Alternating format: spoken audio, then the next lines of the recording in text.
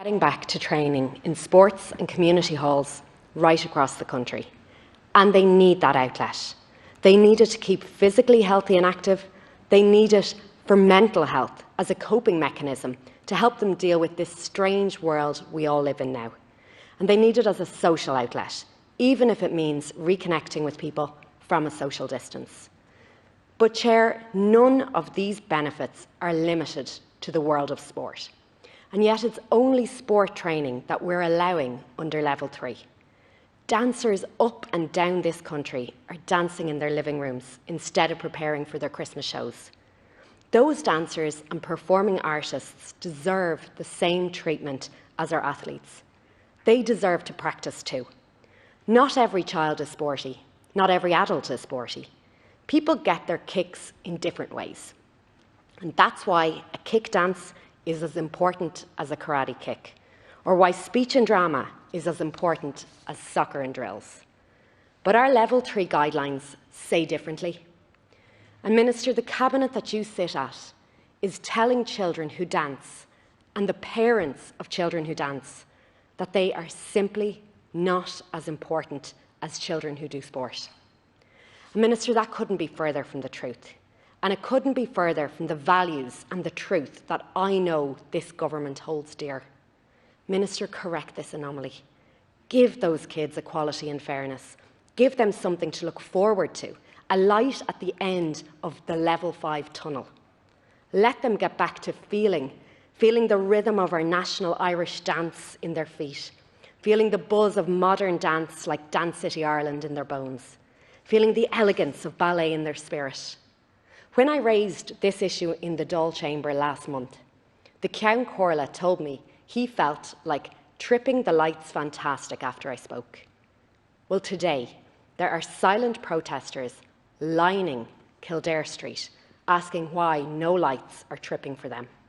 I met them, I chatted with them, and I promised to continue to advocate for them, to bring what they said outside the Dáil here into the Dáil Chamber, where decisions are made, so I can help affect change and deliver equality of opportunity for them.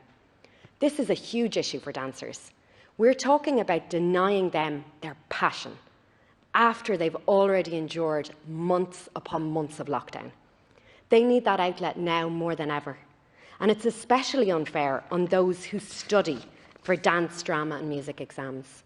I asked Minister Stephen Donnelly, was there any extra risk being posed by dancing? I thought maybe that was the reason that dancing wasn't included in the guidelines for Level 3. But just yesterday, he told me clearly, no, it's not about that. It's about the indoor aspect. And that's really the nub of this. That's why I can't understand why dance practice is not allowed when Sport Ireland issued guidelines to allow for sport practice in what they're terming pods of one. Like the Sports Ireland organisations, dancers will make sure their premises are safe, are clean, and that physical distancing is in place. They will jump through any hoop as long as they can start pulling their moves again. Why? Because they love to dance. And they understand that they can't dance at Level 5. But at Level 3, when indoor sports training is allowed, once participants maintain social distance, then it is nothing short of discrimination not to let our dancers practice their passion. Minister, please give our dancers their rhythm back. And Tara.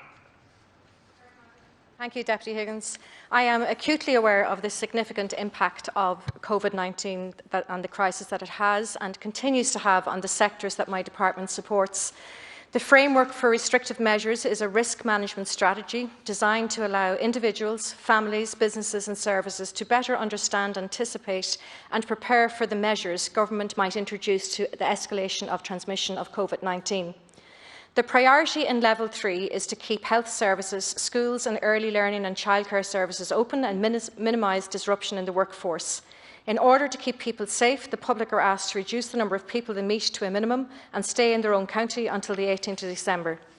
Tourism, culture, arts, Gaeltacht, sport and media activities usually involve audiences and people congregating. This is the very thing that health experts advise we must try to minimise. we need to reduce the numbers of people congregating across a range of settings in order to reduce the spread of the virus. As you know, from the 1st of December, the country has moved to a modified level 3 of the government's plan for living with COVID-19. Under these restrictions, all dance and exercise classes remain suspended. However, Deputy, there is provision for individual and one-to-one instruction at this level. And to clarify, this guidance applies to sport, exercise and dance. So while dance studios are closed at level 3, Deputy, they can provide facilities for use in individual dance practice or dance training. The Arts Council is in the process of preparing guidance on individual dance practice or training, which will be available early next week. In the meantime, Deputy, the Sport Ireland guidance that you've referred to for individual training may be used. So this is available on the Sport Ireland website, and measures to reduce the risk for one-to-one instruction under the Sport Ireland guidance include staggered start and finish times, combined with appropriate entry, exit and traffic management protocols to limit the interaction of participants at any one time. Pre-booking is essential. Participants arrive ready to train and leave immediately.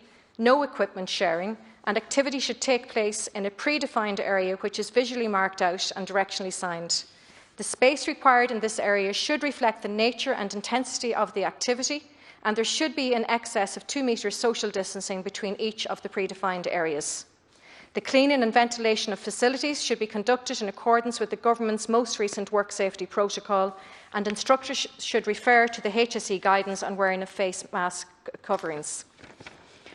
While these measures mean that individual activities can take place, individual training and one-to-one instruction should not be viewed as a way of reintroducing organised dance classes, which are specifically precluded under the current public health measures. But as I said earlier, the provision is there for individual one-on-one instruction, and as I've described at this level, and to clarify again, this guidance can apply to sport, exercise and dance. While there is understandable frustration by many sectors about the current restriction, the focus in the run-up to Christmas is on allowing as many activities to proceed as possible, while at the same time being mindful of the priority of safeguarding public health. I will continue to engage with all of the sectors over the coming weeks with a view to working towards the full and safe reopening of society and all individual and group activities as public health allows. And thank you, Minister. Dr. Emer Higgins has 2 further minutes. Thank you so much, Minister, for your reply. This is the 3rd time that I've raised the issue of dancing in the Chamber, and you're the first Minister to take on board what I've said and what the dancing community have said. And it is actually genuinely really exciting to hear you give us that clarification today. It's a promise to rectify the anomaly. It's a promise to treat children equally in terms of children who dance and children who do sport. And Minister, your actions here today are going to give dancers back their rhythm. I am genuinely so excited to welcome the guidance, and I'd ask you to publish this formal guidance as soon as you can to give clarity and direction to dance practitioners that allows them to train in pods of 1, 2 metres apart. The Arts Council, as you've said, is really well placed to work with Sport Ireland, who have already published guidelines to allow sports return. And it's going to be amazing to allow dancers return to what they love doing. I'd ask that those guidelines also be used to address music tuition, and I think you've clearly outlined here today that they do. Your response here today will have a practical and positive impact on the lives of children right across this country. It means that dancers and performing artists can practice together, albeit 2 metres apart, once they arrive separately, wear face masks and stay safe. And that is all they want. Gur míle maith agat ara for meeting the passion of dancers with the compassion of a government. Thank you, Deputy. Antara. 2 further Deputy, minutes. and thank you for raising this issue to give me the opportunity to provide that clarity. And I would like to acknowledge those representatives from the dance and arts community who attended that protest at Leinster House. Unfortunately, I had a scheduled meeting which prevented me from meeting with the group today, but I would like to reassure you that the Government is committed to reopening society and the economy as soon as it's safe to do so, and I will continue, as I have done so since I became Minister, with ongoing engagement with the community. I deeply appreciate the benefit arts have on societal well-being and children's development. I can confirm that the Government will give further consideration to this again in January. And I believe in enabling children to express themselves through dance and other forms of physical activity. And I also believe firmly that sports are beneficial and necessary for children's development. The focus in the run-up to Christmas is on allowing as many activities to proceed as possible, while at the same time being mindful of the priority of safeguarding public health. And if people continue to adhere to the public health measures, the opportunities for the transmission of the virus will be minimised. By continuing to diligently adhere to the measures, we hope to be able to open up even more activities in due course. Thank you. Minister.